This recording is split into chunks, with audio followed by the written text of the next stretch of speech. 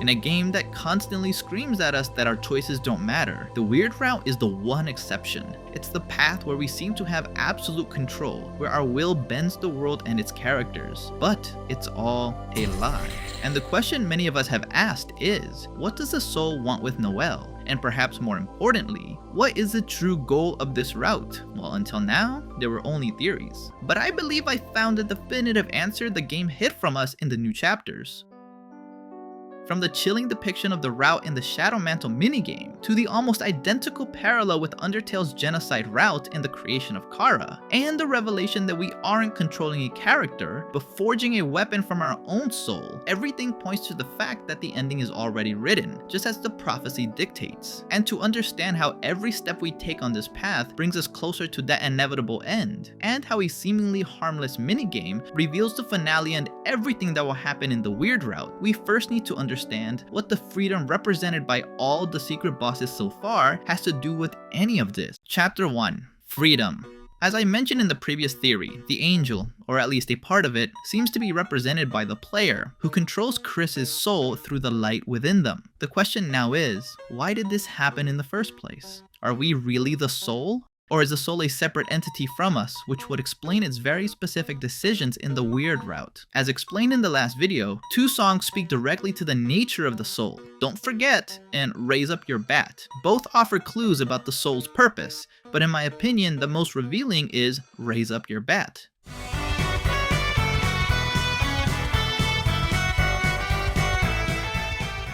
It's interesting that this song is performed by Rouse, one of the few characters who seems to have direct knowledge of the soul's existence and its purpose, not to mention that he might know the final outcome of this whole story.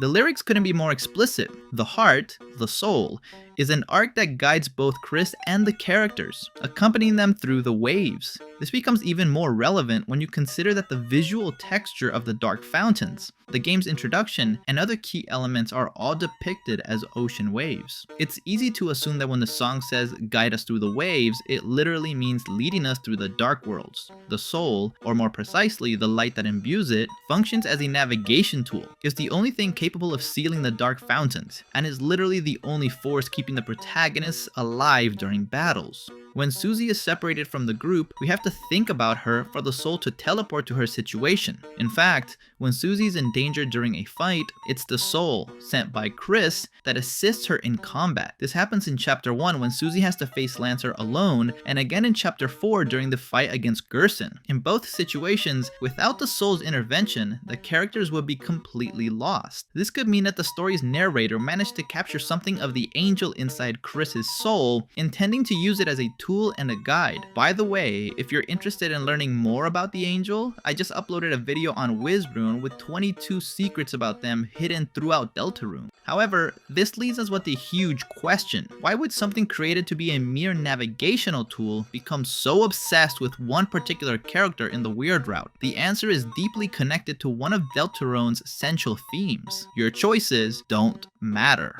This message is repeated to us from the beginning of the game. We're promised the chance to create a custom character for the adventure, only to have that choice snatched away with the line, "No one can choose who they are in this world." From that point on, we are assigned to Chris as our vessel, and this won't be the only time the game reiterates this. At the start of Chapter 1, when Susie asks if we think it's fair for Chris to do all the schoolwork alone, we get a small chance to decide. But Susie immediately cuts off our response saying,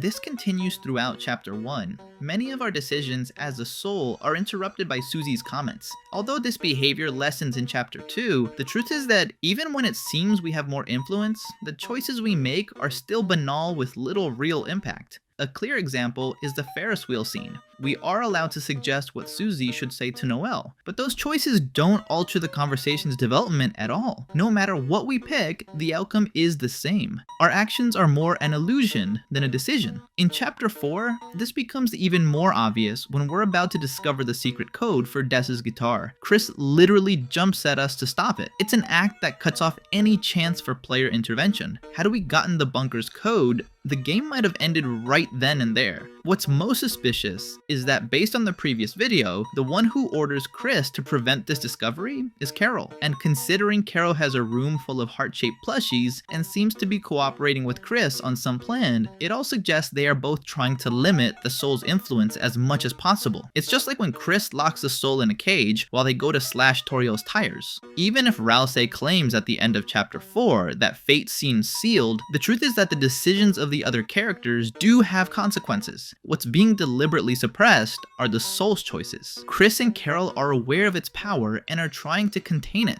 and that's why the soul fixates on Noelle. If you look closely, Noelle is the most docile and submissive character in the cast. From the first moment we can play as her in the Chapter 2 Dark World, she obeys our every command without protest. The soul senses this and sees a real opportunity to exert influence through her. Finally, its decisions could have an effect. Also, while I was making the thumbnail for the video, I noticed that Noelle's outfit has a shape that's strikingly similar to a simplified heart, almost like Toby Fox's foreshadowing that the soul will eventually possess her. Even Spamton cryptically points this out during the Snowgrave route when he asks, "Hyperlink blocked" remains an enigmatic term to this day. There's speculation it could be related to the concept of love, level of violence, since Noelle starts gaining a lot of love under our command by eliminating several darkners. However, considering Chris also seems obsessed with this hyperlink blocked, it's easy for me to believe it's about freedom. Chris is possessed by a higher force, the soul, that controls them without their consent. Their hostility towards us is understandable. What would you do if you were possessed by an entity that makes your decisions, moves you, and forces you to act all while its intentions remain unknown? That's why a hyperlink blocked represents freedom. The freedom the soul seeks to obtain through Noelle, and the same freedom Chris wants to reclaim by getting rid of the soul. Chapter 2, Slave. By the time we reach Chapter 4, things become much clearer in the scene when Chris ejects us from their body to talk with Noelle about what happened in Chapter 2. When Noelle asks if she can keep talking, a text box appears that allows the soul to re-enter the room and retake control of Chris. What happens next is unsettling. The soul begins to confess to Noelle that nothing she experienced was a dream, that the voice she heard was it, that she will become stronger and stronger, and that it even starts reading her thoughts. The soul places the light world equivalent of the thorn ring on her, while a strange, unnatural animation shows the soul extending its roots into Noelle. Later in the same chapter, when Rousey asks if we want to think about Susie, and we choose to decline, he offers an alternative. When we choose to think of Noelle, a small red dot appears on the screen.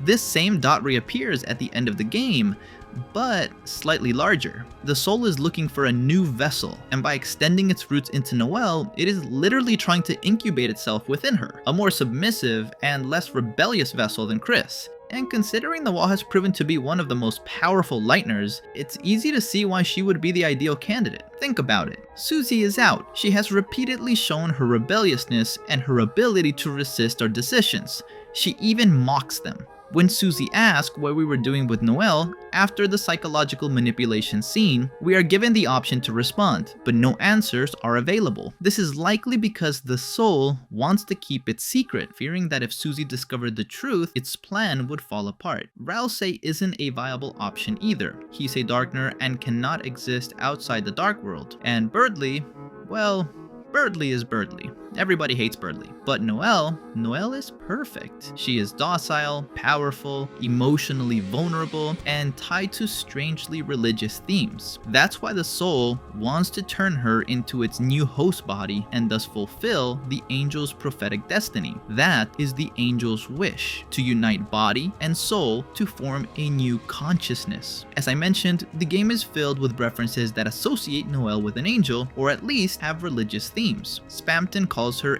Angel during the weird route. In the Dark World, her outfit resembles an angelic robe, like those used in nativity scenes. During the Ferris wheel scene, Noelle expresses a desire for angel wings to fly far, far away from everything. In the final phase of Chapter 2, the Queen captures her in a pose reminiscent of the crucifixion of Jesus. She receives a thorn ring, directly evoking the crown of thorns from Christian sacrifice. Everything points to this. Noelle is the angel's body. The soul, us, is the angel's soul, and together we form its mind. But I believe this is more the soul's decision than the player's. You see, it's true that the soul, in a way, represents the player, but I think that on this route, sooner or later, that will cease to be the case. Let me explain, because I believe this route will be very, very closely tied to Undertale's genocide route, and what happens with Chara at the end of the game.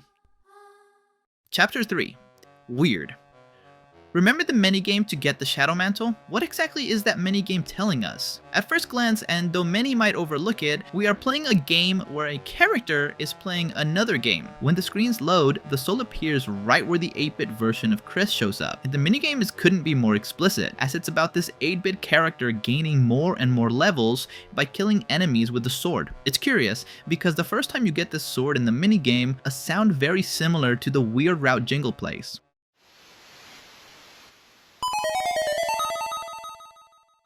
When you reach the maximum level, this jingle plays again. At first, the enemies don't fight the character until you reach level 2 after killing several of them. If you go back to the beginning of the game and enter the door on the right, you'll see a message that says, "Become stronger." It's also interesting that the enemies in this minigame resemble in a way characters from Deltarune. The dinosaurs could represent Alphys, the horned monsters and flowers could be Asgore, the cat-headed enemies could be Catty and Catty, and the bluebirds could be Bertley. Eventually, we clear the area and find a message saying we will see someone soon. In this case, it'll be the boss who gives us a Shadow Mantle. From here, we'll have to break the game's obstacles, which were just level design before, to get the ice key. Upon obtaining it, a very ominous sound plays in the background. Continuing the game, we must keep killing more and more enemies until none are left and it's time to explore the map. On that journey, we found several rooms with a strange message: go to the Northern Light. And while this is just an instruction to advance in the game, the message is noteworthy. If we consider that light is an element associated with us, and the north often implies ice or cold,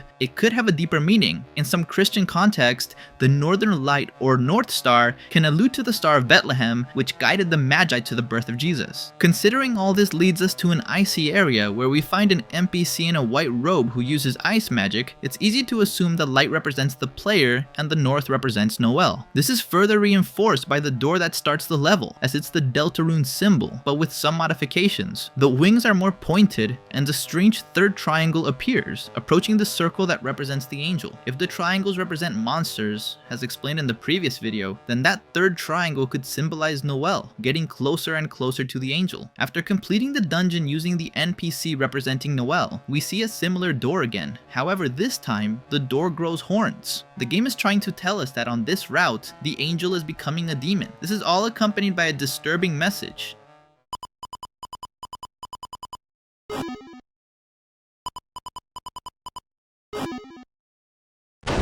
Immediately after, the NPC disappears. Inside the door, we'll get the bunker key, and a mysterious voice informs us that Chris is being used in the same way as that NPC representing Noelle. We'll come back to this later to finish building the theory, because believe me, this is much more symbolic than when it first appears. On screen 3, something quite disturbing happens. Two NPCs representing Susie and Ralsei must be killed with the same sword used on the previous screens. After that, we can continue killing more and more enemies, until we finally kill the 8-bit representation of Tenna and get into the bunker, where we'll face the secret boss of Chapter 3. During the fight, this being asked us if it was fun, and says, after the battle, the little 8-bit Chris comes out of the screen and attacks the real Chris, which ends the minigame. What does all this mean? Beyond the obvious that this minigame is a representation of the weird route, it also spoils what will likely happen on this route and how it will end, which looks a lot like Undertale's genocide route. As I said before, this part of the game represents a chain of control. We play a video game where we control a character, Chris, who in turn is playing another video game in which they control another character. Therefore, this Chris playing the 8-bit game is nothing more than a representation or metaphor of ourselves, or a parallel to what happens when we control Chris. That's why this strange character constantly asks us if we're having a good time. In Undertale, during the genocide route, dialogue shifted from jokes or attempts to end combat peacefully to cold, direct phrases. Free EXP, the enemy is in front of me. On that route, we completely dehumanize the characters and see them in the most literal way. They are just video game characters there to please and entertain me. The same applies here. The characters in this minigame are just enemies obstructing my progress. They have no feelings, no personality traits. They're just objects I use for fun. This is basically what this strange character is referring to when they talk to Chris about having fun and tell him not to pretend it's not their fault. And what about that dialogue where it says we've been used? Well, this is again very similar to Undertale and has a lot to do with what happens at the end of this minigame when the 8-bit version of Chris rebels against the Chris who was controlling it. It's very similar to what happens to Chara at the end of the genocide route. You see, in Undertale, Chara as a character only truly appears in the genocide route. It's the name we give at the beginning of the game, thinking it will be the character we will control. After finishing the game, and seeing that's not the case, many of us assumed they were a kind of ghost following us on the adventure, at least partially guiding us or giving descriptions of various enemies. Even during the battle with Asriel, he manages to show him memories he had with Chara. However, on the genocide route, as we gain LV, love, we notice that this growth isn't Frisk's, but Chara's. And as this route progresses, the character begins to have more direct dialogues and possess Frisk at certain moments. In the final section of the game, without us doing anything, Chara possesses Frisk, kills both Asgore and Flowey, and then introduces themselves in a very, very strange way. It's unsettling, but Chara is literally referring to themselves not as a child helped by Asriel, but as RPG stats. Depending on how we fed the love, the only thing we've resurrected in the genocide ending is a being made of pure determination, hence their strange way of speaking, their apparent coldness, and their desire to destroy this world to move on to the next. That Chara from the genocide ending is not the same one we learned about in Asriel's story. This Chara is an accumulation of points, of stats, using a revived corpse to represent themselves. And what does Chara have to do with all this? Well, curiously, just like on this route, when we try to stop Chara from destroying the world, they rebel and ask, since when were you the one in control? The little Chris also rebels against the Chris who was controlling it in this minigame, which is a direct representation of the weird route. And I think that just as we assumed Chara was our character, and they turned against us in the end, the same could happen with the soul. My theory is that by feeding the soul only with determination and level ups, it will begin to have its own objective,